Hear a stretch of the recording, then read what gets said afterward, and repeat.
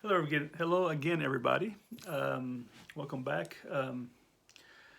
Today, I want to talk to you about the bushcraft community and what I've seen as I watch videos and I interact with people and the training that I went through. I have been working in the outdoor industry selling for 24 years, around that. Also, the tactical industry also. Have a lot of experience in the tactical industry, but my real love is the outdoor bushcraft and camping, ultralight camping, and this kind of stuff I like to do, stuff I enjoy the most, and the material behind it. I'm a bit of a gear person, and that's why I love that industry and the business, One thing I've noticed is that there are two camps. There's the European camp, and then there's the North American camp. And the North American camp, a lot of people don't like using the term bushcraft. They use another term. I can't remember the name of it. Just blows my mind right now. But yeah, I can't remember. But I was even a member of a Facebook page, and you got knocked if you use the term bushcraft. I mean, the owner of the page, he just freaked out about it, and in the end, I just felt like this was more of this page wasn't very interesting, so I stepped away from it. I get invitations every day to bushcraft community stuff, and some things I get involved in, some things I don't. I like a lot what I see, but also I'm discouraged by a lot of things I see also. And I see a lot of people reinventing the wheel. The bushcraft community is almost like in some aspects, the lumberjack community when it comes to, you just metrosexual lumberjack look. People just have this look about them. They want, to let everybody know they're in the bush. I wear jeans and a t-shirt every day. When I go to work, that's how I like to dress also. This is summertime, I'll throw some shorts on and some sandals, But there are some brands out there I like, some brands I don't like, but I don't like to, I love wool shirts because they tend to work the best for me. Did a lot of synthetic stuff. I attended the Ray Mears Bushcraft course some years ago. I can't remember exactly what year it was. I have to figure it out. I think it was over 15 years ago. And I traveled. I got it it was like a birthday gift. I traveled to the UK. It was like their last course. Matter of fact, they had such a demand, they extended the course in November, and we were the last group actually. And I really enjoyed myself. There was only a few of us actually had any outdoor experience. Most people were like a group of people from London who were he worked in offices, this kind of stuff, in finance, that kind of stuff. But still, and they did very well in the course. They did really well. As a matter of fact, I think those of us who had more experience, we struggled more. I struggled more making a fire with a bow drill than I think anybody else did. And in the end, I passed the course, but I didn't get the highest mark because it took me 2 tries to get it with a bow drill, and it had been soaking wet the entire week. But the excuse is that you have to. One thing the course allows you to do is start off and you sort of catch up by figuring out some of the problems, like the weight of the bow and this kind of stuff. I mean, they go through all this stuff with you, but you just have a tendency to, you're so involved, And I really enjoyed the course. So one thing I did not, I mean, the instructors were fantastic. I mean, we did. Ray Mears was supposed to have come, but he didn't show up while I was there. He had some functions, just like that. Usually he shows up to every class, but he had some functions. He couldn't show up to that class though. But I really enjoyed myself, and like I said, the people who were in this course, I really enjoyed hanging out with them, and some of them we still keep up with. Barry Goatman, if you're one of them. But yeah, I mean, I remember we arrived there. I got in there like early in the morning, a flight from Geneva, because I wasn't really sure, how things would go. So I flew in from Geneva with this huge rucksack. I had a huge packing list, and got in there and dressed to go. I think I brought 2 pairs of pants I was wearing, and an extra pair of pants, sort of what I figured to do was wear those pants I was wearing throughout the week, and then have something that didn't smell like fire, you know, like wood smoke to fly back. It didn't work out so well, but I'll explain that to you. But yeah, we got in there, and well, I got in there and took the train, which at that time the train system in the UK is horrible. It took me forever to get to Tunbridge Wells. I get there, and then I think I took a taxi in the afternoon because our meeting was that evening. So I got a hotel room. I was so tired, so worn out. I got a hotel room and slept for like 3 or 4 hours in the middle of Tunbridge Wells. It wasn't cheap, but you know what? I was worn out. So really nice, comfortable bed, you know, and then had something to eat, you know, and then we met out at this cafe off this farm or something like that, south of the city. Tunbridge Wells, and then we arrived there, and then more and more people. By the end, the entire class had arrived, and then there were vans that came and picked us up, or buses, and it brought us into where the course was at, which I believe we had to walk up to because it was up in the forest. It was actually on a private land of some lord, somebody, you know, and so.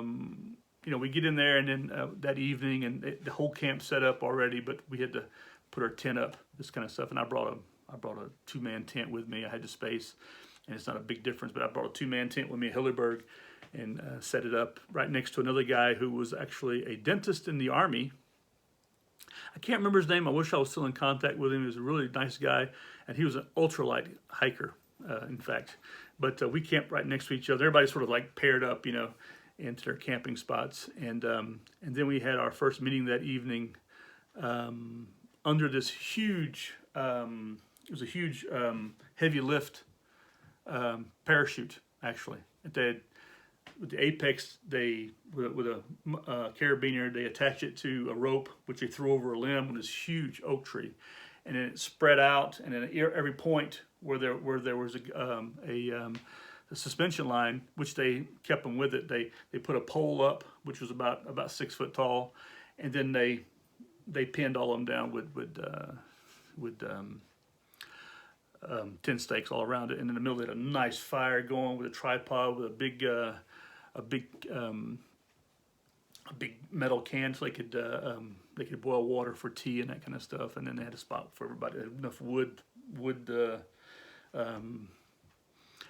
I can't remember the word now, but enough wood pieces of wood there. You can wood stumps. You could sit in there, and you could or stumps of wood, cut wood that you could sit on top of, and you sort of had your spots, you know, throughout the entire course. But it was really nice. It was really nice, and even though it rained most of the week, the rain didn't penetrate that. If it did, it just sort of disintegrated, and heat from under it was quite nice too. So that's where we did a lot of our classes in the very beginning. And in the very beginning was very quick. I mean, we only spent like, I think maybe 1 or 2 nights there. And then we with just a minimum of material, we hiked several kilometers to a pond where we set up tarps and this kind of stuff. And me coming from the Army, being in infantry, I was used to sleeping under a tarp. I mean, under a poncho actually. But I have a really nice one I use. I enjoy using it, and I set it up, and you know, I didn't feel out of place there. It was a nice area, and we worked on survival food like finding cattails along the pond there, and then do some fishing. That kind of, although if we caught something, we weren't allowed to keep it because the Lord, you know, he didn't want us taking his lordy fish from the pond, but. No matter, we had food with us, and one thing about the course that was really nice is they really provided a lot of food for us. I mean, it wasn't a cheap course, but the food was quite good. I mean, you had sandwiches, you had a really nice breakfast in the morning, and I remember they showed up one evening. This was before we did another overnight where we had to build debris shelters.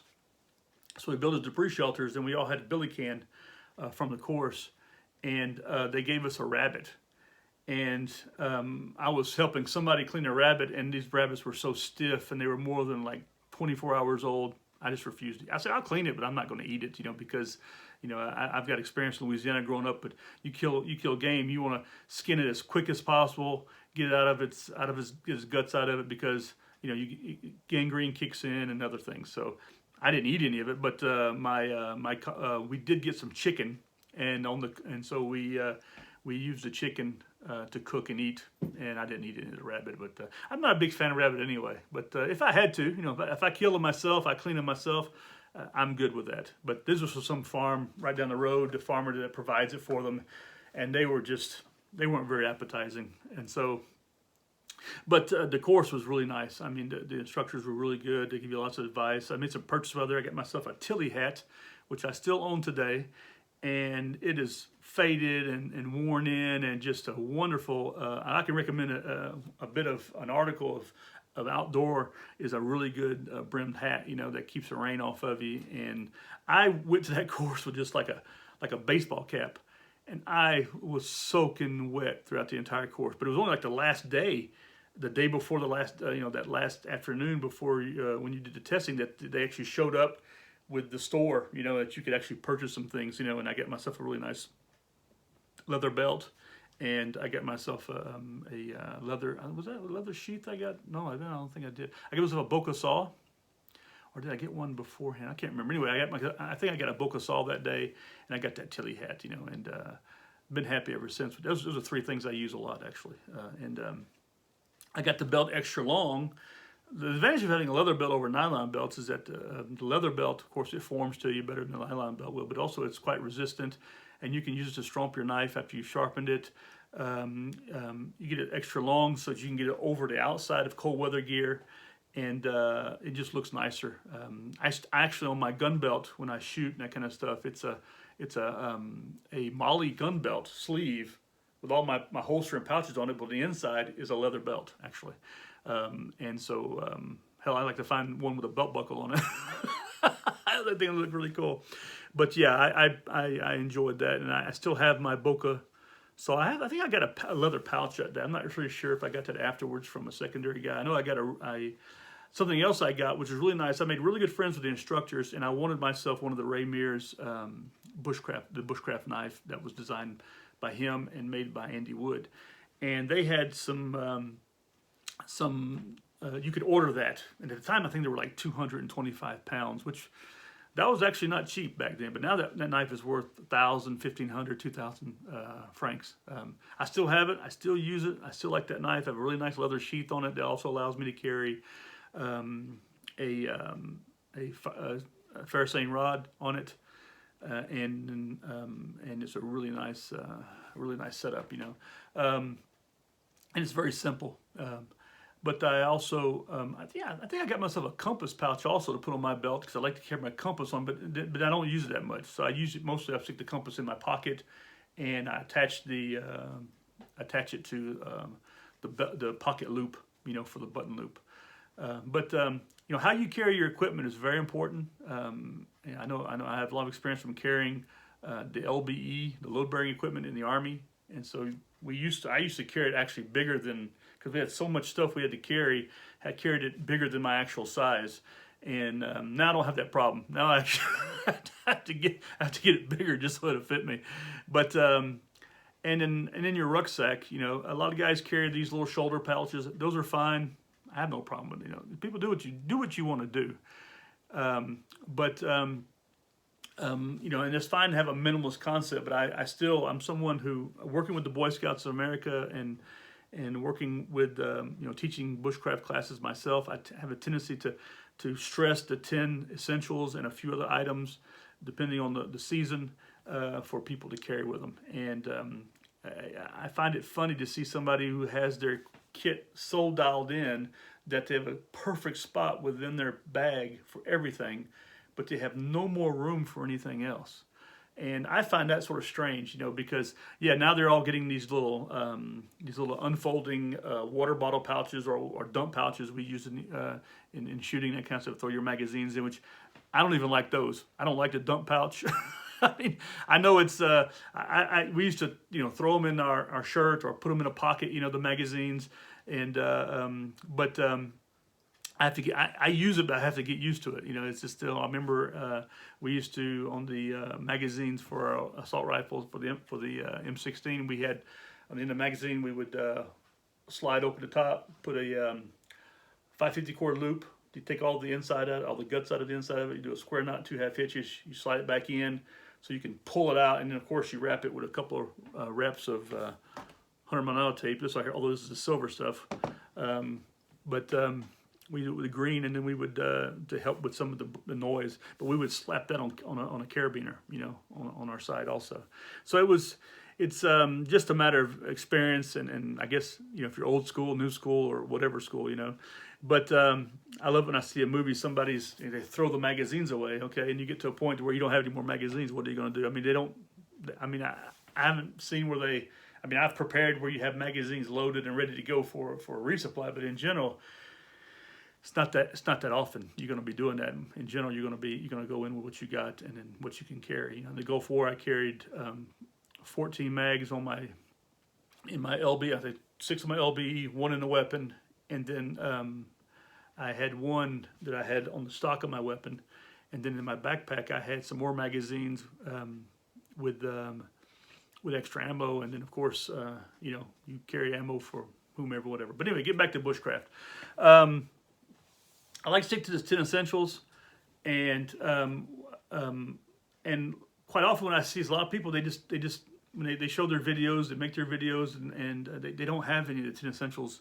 They don't have the 10 essentials in their kit, And of course, one thing that I learned and that I respect is that the more you have up here, the less you got to have in your backpack. Okay, but that's not always the full case of anything. I mean, you need to carry a knife. You don't need to carry a saw or an axe, but you need to carry a good knife. A fixed blade knife is best because you can beat on it. You can use it to do a lot more things than you can a folding knife. And yeah. Excuse me, I'll leave that in the video. But so, I mean, and a sharpener, I mean, you don't really need to resharpen your knife all the time unless you just poorly use it. What I tend to do is I'll just take my belt off and stromp it, and you bring the edge back, But I'll leave the sharpening back at home. I do carry a small one with me just in case. And I try to keep, my dad used to tell me what do you call a knife that's not sharp? A stick. So I try to avoid carrying sticks unless I'm going to burn them. But I like a saw is nice because of as another tool. It kills me when I see pictures of guys and they got 3 or 4 knives. I'm like, why you got 3 or 4 knives? You need to carry 1 knife, get rid of the rest of them. I do carry, you can carry like a multi-tool because sometimes these things come in handy for repair stuff. I carry a little Swiss Army knife I've had for more than 35 years actually now. And, and it has, a lot of things on it that I can need, like a leather punch and, or an auger, I think as they call it. And it's got even has a little mini saw on it, I think, it has little scissors on it. You'd be surprised you cut your fingernails with that thing without a problem, And I just had mine revamped. I had it cleaned and, I think I paid 16 Swiss francs. I know that. And what they did, they didn't replace anything. They just completely cleaned it and they put my name on it, and they sharpened the blades because sometimes the Swiss Army knives are really difficult to sharpen their blades actually, but because they're stainless steel. But but I'm gonna work more. I'm gonna show more in the future. Equipment lists and how to pack and this kind of stuff. Everybody, you do what you want to do. I'm just going to show you how I do it, okay? I'm not here to offend anybody, but if you feel offended, maybe you need to look back into your equipment, and see exactly what your problem is. But cut back on all those knives, get you carry your, instead of carrying a bunch of knives, carry a little hand axe, if you carry a saw.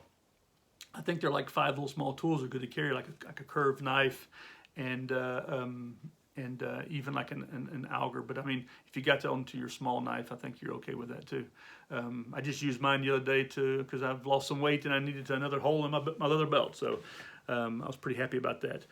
But yeah, carry that. Carry your first aid kit, but not just, first of all, it's useless to carry a first aid kit if you don't know how to use it. So learn first aid, learn basic first aid, and if you can take some advanced first aid courses, do that. But not just a first aid kit with Bobo stuff. And a lot of people, they'll carry just the basic Bobo stuff, but you never know what could happen. So I say carry you don't need to have this huge, medical kit on you, but I carry a small one It's about this big, but inside of it, I have plenty of Band-Aids, but I also have some like some products I may need for sunburn stuff. That comes in handy. I carry some little dressings, also a little pair of scissors because that comes with it. But it's also good, sterile scissors, that kind of stuff. Some tweezers, which I do have on my Swiss Army knife, so I could kick them out. But those work really good, especially for removing ticks and removing splinters or whatever, I also carry meds, like some little pain meds, and if I, or stuff like that. Just in case I get out there and I start not feeling well, something for anti-inflammatory. If you have any kind of allergies, carry stuff for that. Even if it's also an anthropine. If you need an anthropine, carry that. If you have problems with respiratory problems, carry the products you need for that too. Don't forget these things. Put them in there. Throw a little mirror in there if you don't have one. Okay, all these things can come in handy on the trail. Okay, like I said, you don't need to carry some big elaborate kit. You're not going out there doing triage, that kind of stuff, and minor surgery. But you never know, and it's not just for you, but it's also for a partner with you. This kind of stuff. I always encourage those who go with me to carry some of the similar kits. Carry what they need for that, And you'd be surprised, for sun lotion, just how fast you can have a little problem. I also throw a cap in there, or I carry my wide brim Tilly with me. Depends on the season, or if it's cold, I'll throw a little beanie in there, a wool beanie that I have. Sunglasses come in handy also,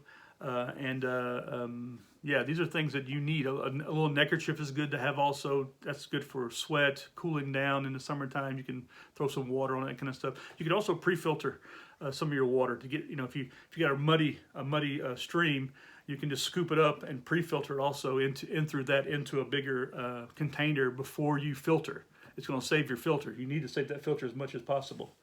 But yeah, all these things need to happen. I need to be ready for. Something else is that I carry some extra wool socks. Always wool socks. I don't carry cotton socks with me, and I'll throw some gloves in there. What I find really hilarious, and the excuse for it is really hilarious, is when I see guys, and I see it especially on these publicity kinds of, see guys running around with all this stuff dangling on the outside of their rucksack. I just find that completely hilarious. You look like, first of all, it makes a lot of noise. You can snag on everything, and that's what things you want to cut out to snag. Roll up fasten up all your all your straps, so they're not dangling around. Have some pride in what you do, but run around with your gloves on the outside of your rucksack like that. It's my gloves. If they get wet, I'll throw them in a mesh bag and maybe put the mesh bag on the outside to keep from this stuff rattling around, to keep this stuff from being, caught on by all kinds of limbs, this kind of stuff like that, And how long are you going out for? If you're going out for days and days and days, yeah, you're going to need to, and you're using this stuff nonstop for days, you're going to need to let it dry. But it's like your sleeping bag, I pull that sleeping bag out in the morning, I throw it over my tent, or I put it over some rocks or whatever with the inside out to allow the sun, if there's some sun, even in the middle of the wintertime, to air it out, okay? Because that bag is going to absorb a lot of humidity from you. You can get into a sleeping bag in an emergency situation completely wet, and it's going to help you. It's going to absorb all this humidity off your clothes, and if it's a good bag, it's going to try to evacuate it to the outside. Now, talking about bags, sleeping bags, don't get a down bag for a southern hemisphere or for a central hemisphere. If you're in a humid area, all it's going to do is just trap the humidity, okay? And it can lose around 10-15% of its level of effectiveness doing that. I know that the stores that sell these things, they don't like telling you this kind of, they want to sell you the expensive down bags. If you're going way up north, some places not as humid, yeah, do that. Northern, Sweden and Norway, those kind of stuff, a good down sleeping bag.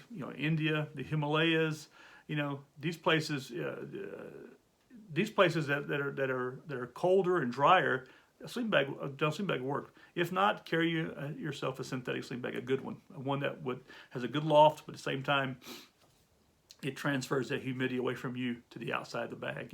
If you ever look at a Gore-Tex jacket and your layers, you can see if you're wearing a cotton shirt, it's going to hold on to all the humidity, and you're not going to be able to evaporate it. But if you have a good Gore-Tex jacket that breathes well, and underneath of it you wear some wool or something that allows the humidity to evaporate, you'll see that probably between especially in cold weather, really cold weather, you'll see between that last bit of insulation and that Gore-Tex, you may see because the condensation builds up there, it may freeze.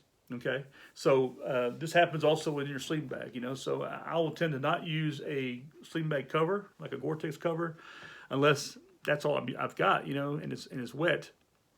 But I'll tend to not use that even in the cold. I'll just get out of the direct weather. With a tarp or a basha, however you want to call it. And that way I don't have anything coming down on me. I've slept up on the Jura in the wintertime, minus 12 degrees, under a spruce tree. I just laid a bunch of limbs out from under the spruce. I got on top of that with a good sleeping mat and my sleeping bag, and I was never cold because there was some wind passing around, but I didn't have any snow falling on me directly. It built up around me, but not only because the tree protected me as much as possible, and my bag stayed dry, and I stayed dry, and I was very comfortable. So this takes experience. It takes time to figure these things out, to get used to them, and the same with picking your equipment. You choose whatever you want to. I've heard of people just doing the Appalachian Trail. There's this old guy with super lightweight clothing, like a running suit, old school running suit, with a pair of tennis shoes, and he was using garbage bags, hefty garbage bags, to carry all he needed in. Whatever, it's the more my age now, I'm 50 years old. I want to be a little bit more comfortable when I'm out in the field, so I tend to carry a little bit more comfort items, and that includes food. I'll carry extra food with me, and back to that packing list, a compass, a pencil, and a notebook, and a map. A lot of people nowadays are just depending on GPSs and their iPhones and their these Sunto watches, this kind of stuff. Okay, that's all great. Do what you want to do, but do you know how to use a map and compass? I teach map and compass to people all the time, and I find people having it's just hard clicking with them. They're so used to using other methods, other systems. But you got to get out there and you got to learn and study, and you got to master that. If you've ever been through any of the military, especially the U.S. military map courses, you'll find out real quick if you know or you don't know, because it's all timed, and you have to hit those points. Especially if those points are scattered out. It's 1,000 meters between you and your first point or a point, and they're scattered out every 100 meters. It's not, or less. It's not. It's easy to hit the wrong point. So you got to be precise. You got to learn how to read that map, learn how to visualize that map in your mind, and do those map recons beforehand. I study my routes well in advance before I go, up until the day before. And then that way, it's much easier for me. I know I can get to a point, I shoot an azimuth, and then I can go from there. One thing that's lucky about here is we don't have any declination in Switzerland. It's all zero. So that's a big advantage over that huge declination at Fort Lewis. Other thing is food. Bring yourself something something to eat while you're on the trail, even for just a day. You never know something. You slip and fall, and it happens. You're out there overnight. You at least have something to eat. And so bring some trail food, trail mix, or whatever you like. Maybe some nice chocolate bars, or it could be a link of sausage with some cheese and some hard cheese and some bread. Throw it inside of a bag and bring it with you. You'd be surprised that it'll give you a bit more energy. Because as you'll burn a lot of energy during the day, and you need to be able to refill on that. Something I haven't tried the Sawyer filters for water. I've used Catadine, which are quite heavy, sadly. because they're really good filters. But I've also used but I use primarily an MSR Pocket Rocket, I think is what it's called. No, it's not Pocket Rocket. Shoot, I can't remember what it's called. It's a little nice one, a little compact one. It served me very well. I've had it for 15 years probably. I've changed and I've changed the filter several times.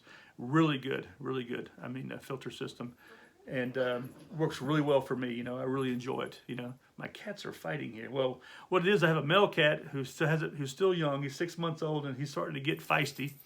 And I have a female cat who's been fixed, and she won't have anything to do with it. This is the story of my life. Anyway, but yeah, that's one of the something else. You know, also like I said, carry some kind of a knife or something like that, something sharp, whether it's a pocket knife or a fixed blade knife, or this is all minimum stuff to carry. You know, and part of this these 10 items. You know, I don't have the list. It's funny, is I always think about this list. It's something I think about a lot, and I always tend to forget something on the list, but there are 10 essential items, you know, and I tend to forget them. I don't know why. But I think a lot of them I've actually started moving it together. Like with the first aid kit, I throw in the sunscreen lotion, and the sunglasses, I tend to put that with that. The hat also would, you know, sort of another category. I also carry some gloves with me, whether they're lightweight mechanics gloves or some little lightweight wool inserts like that. Those come in really good handy also. Yeah, but like I said, when it comes to water, what I carry nowadays, I'll carry a Nalgene with me, or I just got myself one of these metal Pathfinder cook stove things. I find it really nice, but it's heavy as hell. It's really heavy. But it works really well, I thought, you know, for, you know, store it in the fire. You can quickly boil water up. I mean, it works really, really well. It reminds me of the system, you know, of the old, you know, the Army. When I was in the Army, we had these little Esbit stoves that we throw our cups on top of. Those work great also. I mean, boiling up water real quick, and you can throw your ramen in, because we didn't use a lot of ramen when I was in the Army, because it was, you know, pogie bait, extra food, you know, it didn't weigh much, you know, and we already, you know, so we already lived off of that as it was, you know. Paul Clayton out there, he was a master ramen maker, you know, and he taught me a lot. He was my master. He was my master when it came to ramen making in the Army. But yeah, these are some of those items you need to think about. You know, you think about what you need to carry and know how to use it. If you don't know how to use it, it's a waste of time carrying it with you. So learn how to use your first aid. Learn how to use your mapping compass. Okay, and have a great time while you're out there. Like I said, carry extra wool socks. Sometimes I'll throw in an extra t-shirt, or I'll throw in like a light vest or something like that. Depends on the weather, you know.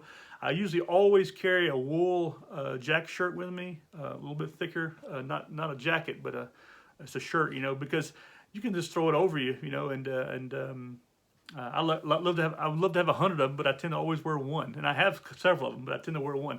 If you find the old U.S. Army jack shirt, that is a really good warm jacket, but that thing is not merino wool, man. It will just scratch you up. I have one here. It just barely fits. But it's more of a collection. But like I said, if you can find them, then you can go to places to get these wool shirts. I mean, I think Pendleton does it. I think some people, they call them a little bit different. I mean, Filson has them. There's, I got mine from, God, I can't remember the name of them. I mean, I can't remember where I got it from, but I got mine from a place in California. I bought 2 of them there, and they weren't for free, but you know what? They're really good shirts. And you need to watch also the cut, because you have a Seattle cut and you have an Alaska cut. That's what Filson. The Seattle cut's for the yo-yos on the street, you know, the Metro lumberjacks, and the Alaskan cut's for the real people who need a good jacket and work outdoors, you know. So that's the difference. Anyway, I'm going to cut this short. As you notice, my TV just kicked on. Been going at this for 33 minutes. I'll get back with you for more of this, and we'll talk later. Have a good day. And hit those likes. Leave a comment, please. I want to hear back from you. And share this with everybody you can. Anyway, talk to you later. Goodbye.